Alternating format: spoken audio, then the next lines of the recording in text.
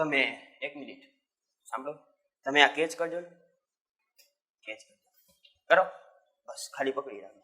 હવે તમે બીજા કોકને આપો. ના, કેચ ઘા કરીને આપશો તો હાલશે. બસ હવે એ તમે બીજા કોકને આપો. તમે વળી પાછા બીજા કોકને આપી દો. તમે એ પાછા ફેંકો. આવવા દો. તમને ખબર આ શું છે? આ છે રહસ્ય, જે બધા સુધી ફેલાણું. હું રાધે ભટ્ટાસણા. Good morning. હું રાધે ભટ્ટાસણા. આજે હું આ બુક લઈને આવી રહ્યો છું, ધ સિક્રેટ, જેના વિશે હું આજે અહીંયા બોલવા જાઉં છું. આ બુક લખી છે રોન્ડા બાયરને. તો હું તમને આજે એ કહીશ કે જે મેં આ બુક વિશે મેં જોયું, મેં વાંચ્યું અને મેં ફીલ કર્યું. તમને એમ થતું હશે કે આ સિક્રેટ શું છે એમ. તો આ છે રહસ્ય. રહસ્ય એટલે કોઈ પણ વસ્તુ હોય, તમે જેને આકર્ષણ કરો છો, કોઈ બી વસ્તુ હોય એ બીજી વસ્તુને આકર્ષણ કરે. સાદું ઉદાહરણ લઉં તો હું ચુંબક છું, તો મારી સામે બીજું હોય કે ચુંબક પડ્યું હોય તો હું એને આકર્ષિત કરવાનો જ છું. તો આ જ છે આકર્ષણનો સિદ્ધાંત. તે પછી કોઈ પણ હોય, વસ્તુ હોય, માણસ હોય કે ભાવના હોય, કોઈ બી વસ્તુ કે તમે જેને આકર્ષણ કરો છો ત્યારે તે આકર્ષણનો સિદ્ધાંત લાગુ પડવાનો જ છે. તો બસ આ જ છે રહસ્ય. રહસ્ય એટલે આકર્ષણનો સિદ્ધાંત.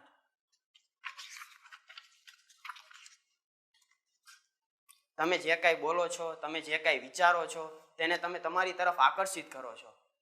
તમે તેને આકર્ષણ કરો છો. તમને એક ઉદાહરણ દઉં તો તમે અલાદીન અને જીનની કહાની તો લગભગ સાંભળી જશે બધાએ. તો એમાં કેવું હતું, અલાદીન જ્યારે એના પાસે એક ચિરાગ હતો, એને રફ કરે ને જીન બહાર નીકળે. અને જીન બહાર નીકળીને શું વસ્તુ બોલતો? જો હુકુમ મેરે આકા. જે અલાદીન બોલે એ જ વસ્તુ એ કરવાનું છે. તો બસ આ રીતે છે તમારે અને આકર્ષણ વચ્ચેનો રિલેશન. આ જ રિલેશન છે. તમે જે કંઈ બોલશો કે ભાઈ તું આ કર એમ, તો આકર્ષણ એક જ વસ્તુ બોલશે, જો હુકુમ મેરે આકા. અને એ જ વસ્તુને તમારી તરફ આકર્ષિત કરશે. તમે જે કંઈ વિચારો છો ને એને તમે આકર્ષિત કરો છો. તે પછી વિચાર સારો હોય કે ખરાબ, એ આકર્ષણ એના ઉપર આધાર નથી રાખતો. તે તમે શું વિચારો છો એની ઉપર આધાર રાખે છે. તમે જે વિચારશો એને આકર્ષિત કરવાના જ છો.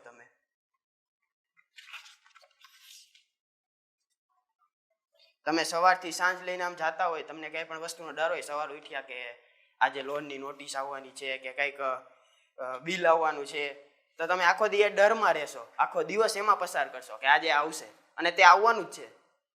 કેમ કે તમે તેને વિચાર્યું હતું એટલે તમે એને આકર્ષિત કરો છો. તમે જે કંઈ વિચારો છો ત્યારે આકર્ષણનો સિદ્ધાંત ચાલુ જ હોય છે. તમે જે કંઈ વિચારશો તેને તમે આકર્ષિત તો કરવાના જ છો. એની જગ્યાએ તમે એવું વિચારો કે ડોરબેલ વાગી અને અંદર ચેક હશે, કે કોઈ મની ઓર્ડર કરીને મની મોકલાવી છે, 1,00,000, 2 લાખ, 3, 4 લાખ, તો તે જ નીકળવાનું છે. કેમ કે તમે તેને આકર્ષણ કર્યું છે.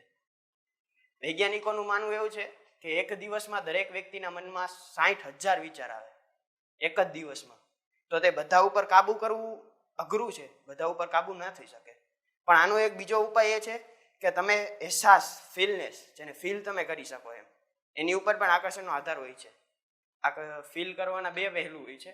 ધારો કે કોઈ ગુસ્સો હોય કે એ વસ્તુ હોય, તો તમે સતત એવું ફીલ કરવાનો છો, દુઃખી ફીલ કરવાના છો, ગુસ્સો હોય કે બીજી ધૃણા હોય કે એના લીધે. તો આખો દી તમે દુઃખમાં પસાર કરવાના છો, એટલે તમારી સાથે કંઈક ખરાબ થવાનું જ છે.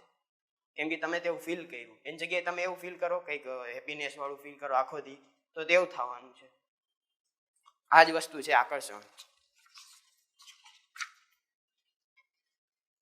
સારું જીવો તો તમે સારી વસ્તુને આકર્ષિત કરો. તમે સારું વિચારો તો તમે જે વિચાર્યું છે એ જ આગળ ભવિષ્યમાં થશે. પણ તમે જે ખરાબ ફીલ કરો છો ત્યારે તમે જે વિચાર્યું છે એ નહીં થાય.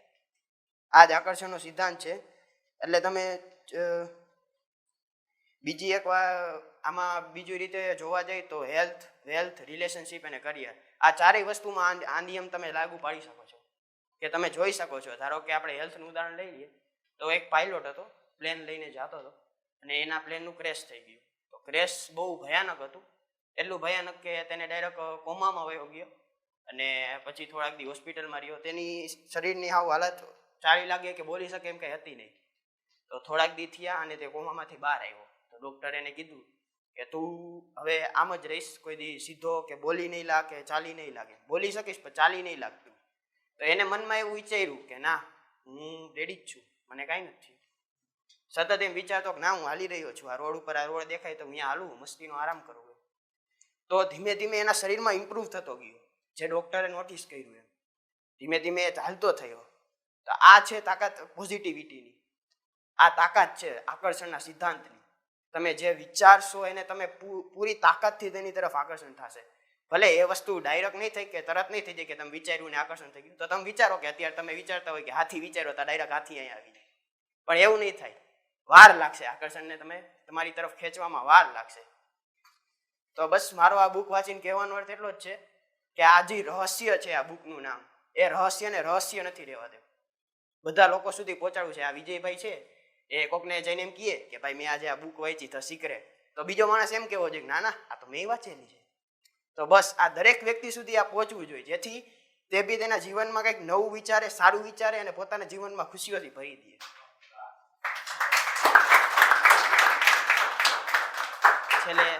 છેલ્લે એટલું કહીને પૂરું કરવા માંગીશ. say something positive. Say something positive, you will be see something positive.